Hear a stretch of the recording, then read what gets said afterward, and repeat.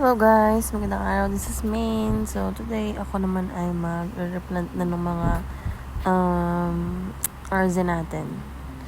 So itong sinising yun, inisip ko kung dito siya ilalagay kasama ng RZ, kaya lang para masyado malaki pa siya. Masyado siya malaki para isama pa siya kay RZ. So baka hindi na lang, baka ilagay ko na lang to sa solo pot na lang na medyo malaki. Kasi nga, ang laki nga niya, ang lapad. Baka kainin lang din niya yung pot. Kaya binabawasan ko na lang yung dahon pang propagation ko. Kasi hindi pa ako nakakapag-propagate nito simula nung dumating. At nag-iisa lang to si Missing You. Medyo nahirapan ako manap ng Missing You na medyo malaki. Usually nakikita ko kasi ngayon yung mga mature, tapos maliliit na sila. Gusto ko yung ganito, yung medyo malapad-lapad pa. So, yung soil mix ko dyan, nilagyan ko na ng konting, 20% lang siguro ng pumice. Tapos, garden soil na siya. Kasi nga, parang mas gusto ko na yung ganitong soil mix. Kasi parang hindi mabilis pumayat yung mga halaman. So, ito rin si RZ, tutusok ko na dyan. So, inisip ko pagka lumaki ito ulit, ko ulit sila, iriripat para mapadami ko pa sila. Kasi natutuwa ako dito kasi parang ang dali niya lang alagaan, tapos parang ang bilis niya dumami. Parang every year nanganganak siya ng ilan, basta dami. Tapos itong 2 years pa lang ito sa akin yung pinaka-mother niya. Tapos nanganak siya, and then, tapos ngayon nag-anak ulit. So yung mga ilan na rin yung anak niya, kaya sabi ko parang it's time na para iripat na siya or head cut na siya para dumami naman. Yan, dyan ko lang siya lalagay. Nagmamadali pa ako dyan guys kasi mayroon pa akong trabaho. Kaya sumulpot lang ako rito para lang mag-ripat.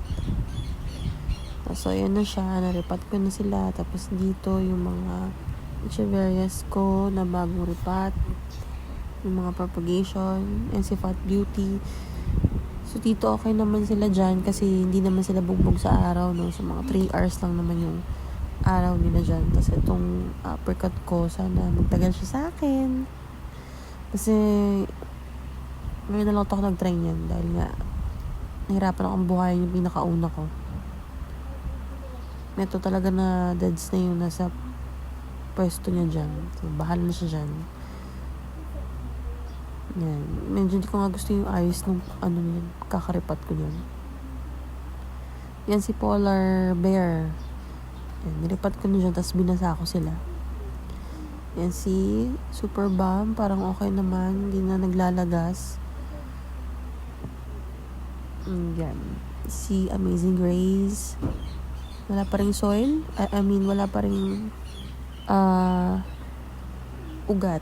Pero okay lang yan. Bigyan natin sila mga 1 month. Ito lang yung mga babies naman. Gusto ko ipunin yung mga pots ko na ganito kaliliit. Tapos ilalagay ko sila sa isang stante. Ito mga to, hindi ko pa sila nare-repat. Naantay ko na lang magkaugat muna. Ito, hindi ko alam kung mag-baby pa tong binupit ko na to na stem. So, bahala na pag hindi. Tatanggalin ko na siya dyan. Tapon ko na yung stem. Para mapalitan ko na yung halaman. Makapagtanim ako doon sa paso. Ayan, ito na yung ating na-propagate na RZ. So maaga pa ngayon to guys, mga 6:30 ng umaga. And maaga ako kasi nga mabilis yung araw. Sobrang init. Yan, si Chaka Moonstone. Nagsistress na rin siya dyan. Tapos ito, marami ako nasa sunburn ngayon guys. Kaya iniisip ko kung maglagay ako ng shaded net. Ayan, no? Pero mataas na rin to si Purple Card kahit sabihin mo na sunburn siya. Tapos ito, hindi ko alam anong ID niya, pero yan, ganda niya. Medyo nasa-stress na kay kulay niya, nag-yellow. Parang kakulay niya si cheesecake pag nai-stress pag summer. Yan. Tapos ito, nagmumulaklak na rin. Hinayaan ko na lang siya. Bahala na siya mamulaklak. Ito naman si Blade Runner. Matigas pa yung dahon niya. Yan, tapos ito yung nag-bleach kong Super Bomb. Medyo nakakabawi na yung kulay. So, yun lang. Nag-check na lang ako kasi mamaya busy na naman ako. So, yan, mga to. Mga haba na. Yan si avocado cream. Tibay din siya. Pero pagkapayat na yung dahon, medyo malambot na. Dinidiligan ko na siya. And then, itong si cream tea. Yan, mukhang na si cream tea. Yan. Baka diligan ko sila mamaya. Malaki na to guys. So, parang gusto ko pang bumili. Hindi ko rin alam kung paano ko siya i-repat na. Yan. So, baka pag bare months na lang ulit siya. Saka ko sila i-repat. Yan sila. Habang wala pang araw, tinititigan ko muna sila. Yan si Var Supreme. Ganda niya pagka natatagalan siya sa init ng araw. Lumalabas yung pagka-variegated niya. And then si Tinkerbell. Mabait naman yan si Tinkerbell. Wala naman tayong problema dyan.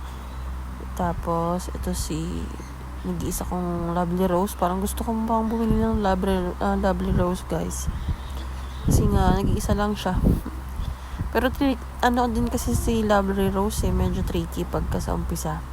Kaya nga, mag-isa na lang yan, 4 yata yan. Ito mga to, okay lang naman sila dyan. Parang di ko nga gusto yung eyes na dyan, parang gusto kong guluhin ulit sila dyan.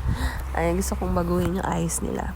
So, ito si Varcasio, na minamoist ko din yung topsoil niya pagka every time na nagda-dry na. Kasi parang mahilig din sa tubig ito. Kasi yan si Senman. Wala palang yan, di pala masyadong maarte sa init ng araw yan. Kasi kahit pa lang siya kakaripat, nakabilad din siya sa araw, guys. Itong mga to dito, yan, mga subok na naman yan. Yan yung aking Chocomusone. Tinitignan ko kung magkaka-babies ba yung mga stem na kinat ko. Kasi kung hindi, i-cut ko na lang din ulit sila. Tapos tapon ko na siguro yung stem kasi baka masyado nang mature. Yan. Tapos dito, and sorry doon sa mga kalat kasi mga anak ko kasi naglalagay dyan. Yan, mga to. Gusto ko to sila yung cut talaga. Niisip ko pa. Kasi nung haba na nila. Malabas sila sa pot nila. Gusto ko yung medyo compact lang sila. Nandun lang sila sa loob ng pot. Pero nakakatawa kasi diba from leaf propagation tapos lumaki na sila ng ganyan. So, ano pa kaya itsura nila after ilang taon pa. Sana mabuhay yan sila. Yan si Ellen. Yan lang yung Ellen na meron ako kasi namatay na yung 2 pot ko niyan. Dahil na fungus nung 2024 nung nadalas ang ulan. Yun. So, yun lang guys. Thank you for watching ulit. Bye-bye!